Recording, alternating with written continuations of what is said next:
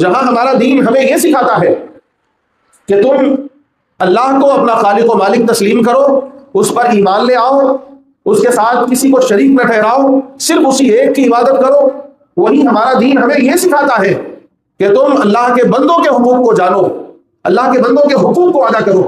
اپنے والدین کے حقوق کو ادا کرو، رشتہ داروں کے حقوق کو ادا کرو، بھائی بہنوں کے حقوق کو ادا کرو، پڑوسیوں کے حقوق کو ادا کرو، جو تمہارے ارد گرد انسان رہتے ہیں ان کے حقوق بھی ہیں، ان کو ادا کرو۔ نہیں ادا کرتے ہو تو کل قیامت کے دن یہ کھڑے ہوں گے اور اپنے حقوق کا مطالبہ کریں گے۔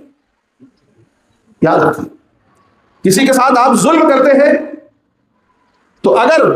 اس دنیا میں وہ بدلہ نہیں لے سکا ہے تو کل قیامت کے دن آپ سے وہ بدلہ لیتا اور اس کا بدلہ ہوگا آپ کی نیکی۔ کسی کو آپ نے برا بھلا کہا ہے،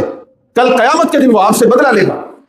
اور اس برائی کے بدلے میں آپ کی نیکیاں اسے دے دی جائے گی۔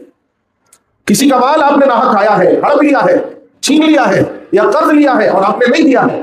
تو یاد رکھیے کل قیامت کے دن وہ کھڑا ہوگا، مطالبہ کرے گا اور اللہ تعالیٰ آپ کی نمازیں، آپ کے روزے، آپ کا حج، آپ کی زکوٰۃ اسے دے دیں گے، لے جاؤ، یہ لو تمہارا حق ہے۔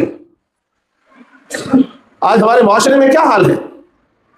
ہم اپنے والدین کے حقوق پامال کر رہے ہیں، بھائیوں کے حقوق پامال کر رہے ہیں، رشتہ داروں کے حقوق پامال کر رہے ہیں، پڑوسیوں کے حقوق پامال کر رہے ہیں، اور صرف حقوق پامال نہیں کر رہے ہیں، آگے بڑھ کر ظلم کر رہے ہیں، زیادتی کر رہے ہیں، سازشیں کر رہے ہیں، برائیاں کر رہے ہیں، غیبتیں کر رہے ہیں، گالیاں دے رہے ہیں، برا بھلا کہہ رہے ہیں۔ کیوں؟ ہمیں احساس نہیں ہے کہ کل قیامت کے دن اللہ کے سامنے کھڑا ہوگا،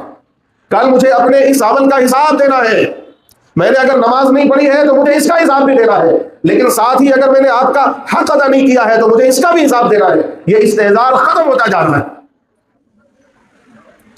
آج ہم بہت آسانی سے کسی پر بہتان تراش دیتے ہیں، بہتان لگا دیتے ہیں، الزام لگا دیتے ہیں، فلاں ایسا ہے، فلاں ایسا ہے، فلاں کی بیٹی ایسی ہے، فلاں کی بیوی ایسی ہے، فلاں کا فلاں ایسا ہے، فلاں کے بارے میں یہ رائے ہے۔ کبھی نہیں سوچتے کہ یہ بات صحیح ہے یا نہیں ہے۔